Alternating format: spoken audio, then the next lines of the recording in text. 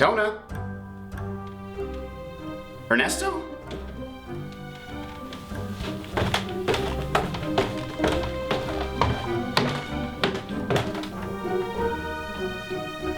Welcome to the basement, Craig. I've got a bunch of movies that I've never seen before. You don't know what they are. Every episode I'm going to spring one on you. We'll watch it and talk about it. Welcome to the basement. Care to explain yourself, Sloan? It's the holidays, Craig.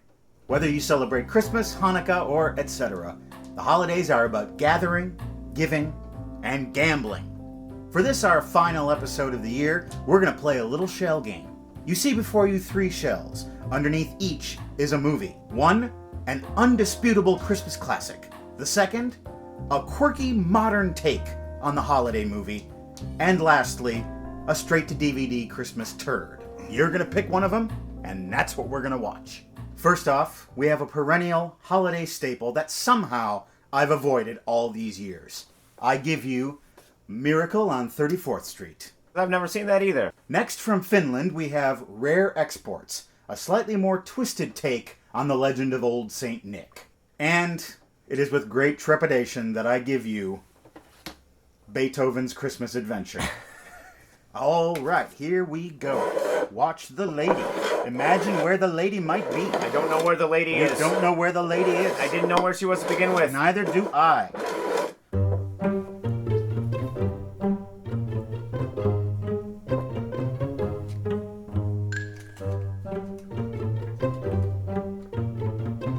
In the words of the Grail Knight from Indiana Jones and the Last Crusade, he chose poorly. Beethoven's Christmas Adventure. I want proof that they're not all 3 Beethoven's Christmas Adventure. Do you think that's what I would do to you? There's always that possibility. It's like Schrodinger's. Saint Bernard. That's right. Released in 2011, Beethoven's Christmas Adventure features John Cleese as the narrator. Okay, I'm depressed already. But it also features Tom Arnold as the voice of the dog. Beethoven doesn't talk. In this one, he's a talking dog. The MPAA has given this film a PG rating for mild, rude humor, which is probably the phrase that will be written on Tom Arnold's tombstone. Tom Arnold, mild, rude humor. That's what we're watching, and in case you're curious, you'll be getting your gift at the end of the show.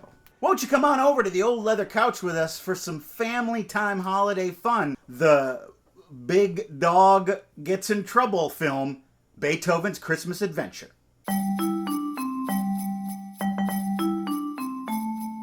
'Twas 3 nights before Christmas at the magical North Pole. And I had just gone through a messy divorce and had to take this crappy role. Mason, a horse-faced young man, is selling hot chocolate on the street corner. His mother comes by. She has international film celebrity Beethoven in the back of the Sienna. That's right. In the world of this film, Beethoven is the star of Beethoven. Being that they have such an important...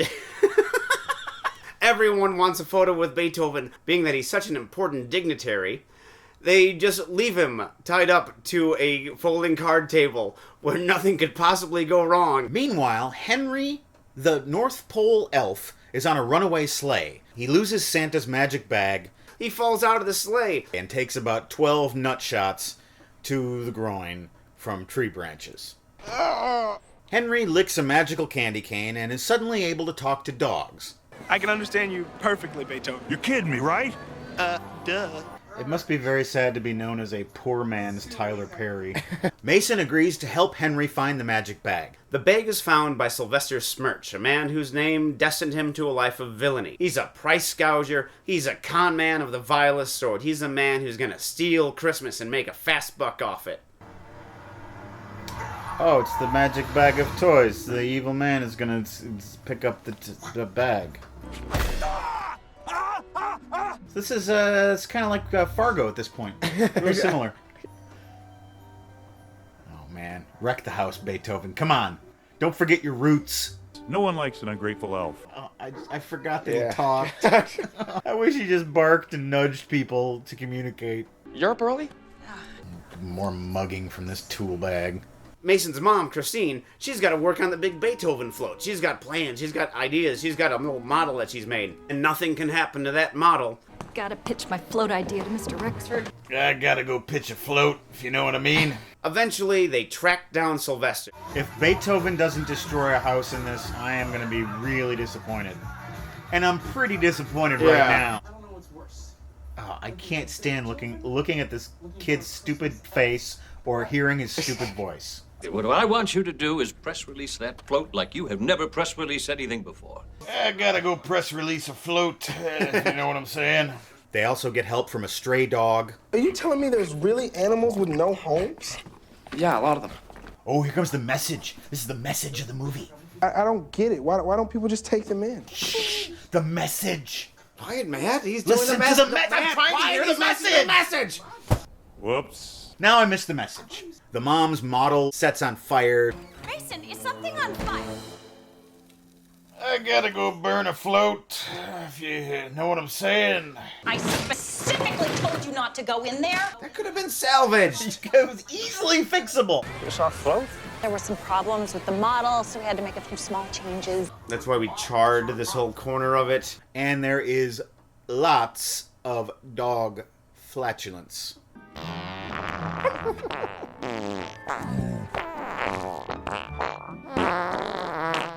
Very classy. Some would say an inordinate amount.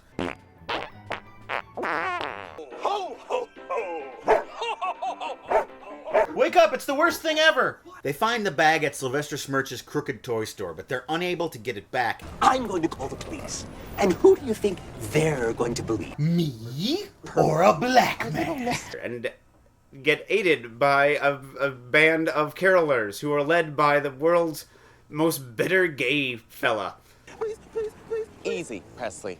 Just stay in tune. Don't frighten anyone. None of that rapping. I am in hell. That's the log line for this movie. What are you waiting for? I'm freezing my jingle bells off out here. They're unable to get it back, and Henry is arrested. What happened? Hey, I froze my jingle balls off. Now I can't mate. Mom, I need to talk to you about something. What? What's wrong? It's Beethoven. His jingle balls are gone. Mom, listen, there's really something wrong. Beethoven tried to tell me something, then he farted at me. Go. He needs to get out all his farts. It's like you died too. And you know what? If Dad was here, he'd listen to me. I would rather stare into the mouth of a mass grave than watch this kid for 1 second longer. Beethoven gets the mom to lick the magical candy cane somehow. This was in my mouth. Put it in yours. This is gonna end up being like the scene in They Live where they have to fight each other. It's like, just put it in your mouth. How you doing? And now she can talk to dogs too, and she joins in on the fun. There's a big chase. Sylvester Smirch gets trapped inside a giant Christmas ball. He's foiled. And now I want to see like a spreading pool of blood underneath it. They get the bag back. And Christmas is saved. Oh wait, Santa's bag has to get back to the North Pole. Who's gonna fly the sleigh back there? Beethoven eats the magical berries, and he flies Henry home back to the North Pole. Christmas isn't all about glitz and glamour and presents. It's about mediocre acting and dog flatulence. Beethoven's Christmas Adventure, certainly no ode to joy. It was not eroica at all. Pretty awful, top to bottom. Have you seen any of the Beethoven movies? No, I haven't. What do you think Beethoven does generally? He wrecks houses. He slobbers all over people. Complete failure as a Beethoven movie, and I've never even seen a Beethoven movie. Beethoven just appears in scenes. This was basically Elf, fish out of water comedy, and a dog shows up occasionally. Oh, Beethoven. We just remembered you were in the movie. Beethoven isn't playing Beethoven. He's playing Beethoven, the actor best known for his role in the Beethoven movies. Right. And that's why he never destroys a house. It's like a movie where Charlie Chaplin has to solve a murder mystery. Yes, but he doesn't have the mustache or the hat. He's just got that weird curly hair. He's just like, looking around a house. Why do family movies suck so bad? The movies suck to begin with, and so they had to put the word family on it to make families buy them. It's a sucker's game. If I see the word family, I don't care if I'm a Walton, I don't care if I have a family as big as a Romney's, I'm not going to go to it. You know, it's just because it's a sign of bad quality. And you put them at the Walmart checkout counter for $2.99, and, you know, tired moms will buy them. Here's a question for you, and this is going to sound pompous, but I don't mean it to sound that way. Do you think most people really care if a movie is good or bad? Do you think most people actually put as much thought into evaluating movies? Or do they just watch them? I don't know anyone who is older than 7 or 8 years old that wouldn't be able to figure out that this isn't a good movie. The majority of people who are seeing this movie are parents, and I just don't think parents... I think they just don't care. No, they do. They do. I have friends who... This isn't made for parents, it's made for the kids. But what kid would want to watch this? So much of the plot had to do with adults doing adult things. No 9-year-old is going to want to watch this movie, even though it has a dog farting. But a 6-year-old would love the movie. Would they? Yes. I have 2 friends who have great taste. I went over to their house and watched some horrible made-for-DVD Barney movie with them, and the kid was like, "What's going on?" That's Barney. That's Barney. Barney is like, "Hey, kids, day. This is the plot involving a career-minded woman making a float." That's most of the plot. What 6-year-old is going to be able to relate to that? Exactly. Family movies don't have to be bad. There have been plenty that are great. A great family movie is not called a family movie. It's just called a movie. You're right. But even these movies that are called family movies, they don't have to be as bad as they are. Maybe give the script a few more passes. Put a little extra effort in getting an actor that's decent. Well, they did. They have a lot of decent actors in this movie. The mother, I thought, had a lot of, really, focused and quality moments. She had a really good, comic reaction to the dog. You know she's the star of her improv group. Obviously, this was a movie that was, 2 takes and we're done. You know, it's not a lot of effort was put into the comic moments in the movie. A breakneck schedule that doesn't allow for a lot of it. Probably like making soap operas. Mm-hmm. You know, they have an hour to memorize the script, and then it's... we got to shoot 2 of these today. The writing in this movie was very lazy, very paint by numbers. Yeah. The comedy in particular was pretty uninspired. My jingle bells are freezing off. Oh, good Christ. Who would look at that and say, yep, it's done. You boys can knock off early. Boys. How many people wrote this script? Yeah, it's good night, typewriter.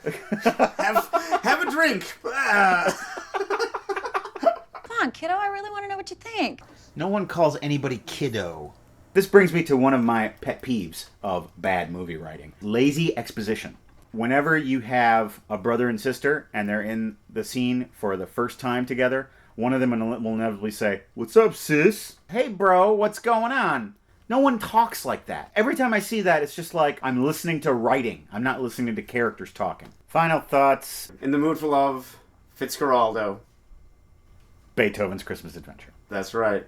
We do it all here in the basement. You are officially the worst movie we've seen on this show by a long walk. Before we get on to some viewer comments, I just want to say that I recently appeared on the Realm of Possibility podcast. It's done by Karen Miller and Tony Trout. They're this kind of bickering couple who are very smart, and they talk about really interesting topics. You might know Karen Miller from such internet shows like Chad Vader, Day Shift Manager. Check that out on growingshows.com. We got a few customer comments. I'll just say customer comments. They're paying now? Viewer comments. John McCarthy, thanks for recommending The Thin Man. My wife and I loved it. Keep up the great work, guys. Keep an eye on those tabloids. This is from Ted Chalfin, and this is in reference to the decline of Western civilization to the metal years, where I propose that Guns N' Roses killed hair metal. Ted says, when you guys talk about GNR, they didn't kill hair metal, but they brought a major image change. If you look at bands like Poison and Cinderella by 1989-90, they had totally dropped the hairspray and dressed much less flamboyantly while still selling in the millions. It really was grunge that did the genre in. The funny thing is that the same thing happened to grunge by the mid-90s when the rebellious nature of it became commercialized and homogenous. Happens to all music scenes, really. I can accept that, Ted. You know, often when I make statements on this show, I don't really research them. We're making this up as we go along, kids. Yeah. I'm more of a, what's the person who, starts arguments? Provocateur. A provocateur, thank you. It provokes me all the time. It's time to venture into the doghouse known as Seen It. Seen It. Today we have a special edition of Seen It. You know, in 1981 or sometime thereabouts, my parents subscribed to this new thing, television that you pay for. We had to have a special antenna put on the roof of our house and a little box screwed into the back of our wooden television set with a little switch where you flipped it back and forth. It was called HBO. And I watched the shit out of it. So today on Seen It, we're doing the 80s cable roundup. Movies that I saw on cable in the 80s. Adam Lemma from Facebook. I love watching your show every few weeks. Hopefully it's the weeks when we release a new episode. Have you two ever seen Excalibur, 1981? It's one of the most accurate incarnations of Arthurian legend that I know of. I don't know how accurate it is, but it's one of the first movies that I saw when we got HBO. And that means one of the first pair of breasts that you ever saw, too. Helen Mirren. That's right. Wow. I have not seen it. Darth Omega 49. Please watch Strange Brew. Hilarious film. Rick Moranis and Dave Thomas are great in it. Seen it. Seen it. I have also seen it. Bob and Doug McKenzie are still funny, even after all these years. However, Strange Brew, not quite so much. And what does that movie have in common with Beethoven? Flying Dog. Blue Eyes AF. Please watch Maximum Overdrive. It's one of those so bad it's good movies. Seen it. Only movie ever directed by Stephen King. Really interesting story. Great use of AC/DC music. Great use of a goblin face on the front of a truck. From Facebook, Joey Catchell. I'm sure you have, but seen it? Red Dawn. It's a classic of 80s cheese. Instead of saying seen it, I'll just say Wolverines! Wolverines! The first PG-13 movie ever. I was 13 when it came out. It was perfect. And it was the perfect age to see that movie because I was just waiting to have to run off to the hills and fight for my country. It's the only time that I've been really swept up into propaganda because that's what that movie was. Arctic Camo. Matt, you should make Craig watch Scarface. I know it's kind of a dumb idea. That's not a dumb idea at all. Scarface, probably De Palma's masterpiece, along with Blowout. I saw it when I was far too young and loved it. I have not seen Scarface. I've just never had any desire to see it. I should make you watch it. You should make me watch it. Like Arctic Camo suggests. Danny Bell, Facebook. You might have seen it, but I would like you to talk about a movie that really had an effect on me. Stand By Me. I know this is a favorite of yours. Yes. Possibly one of the best coming-of-age movies. Yeah. One of Rob Reiner's early stuff back when he was batting 1,000. Every single movie was Thinking about this movie is making you hushed and quiet. I have not watched it since River Phoenix died.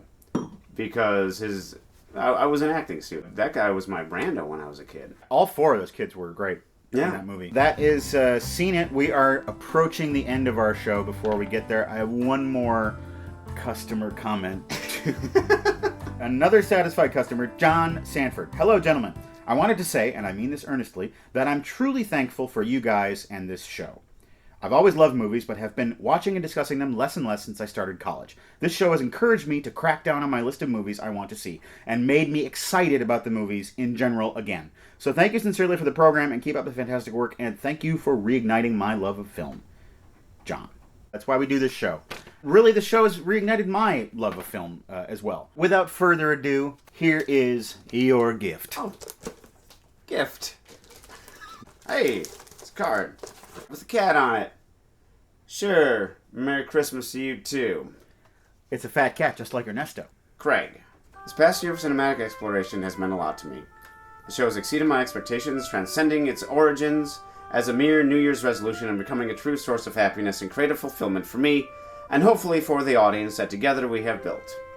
Most of that credit goes to the efforts of Tona, our tireless director of photography, and to you. I couldn't ask for better partners in this venture of ours.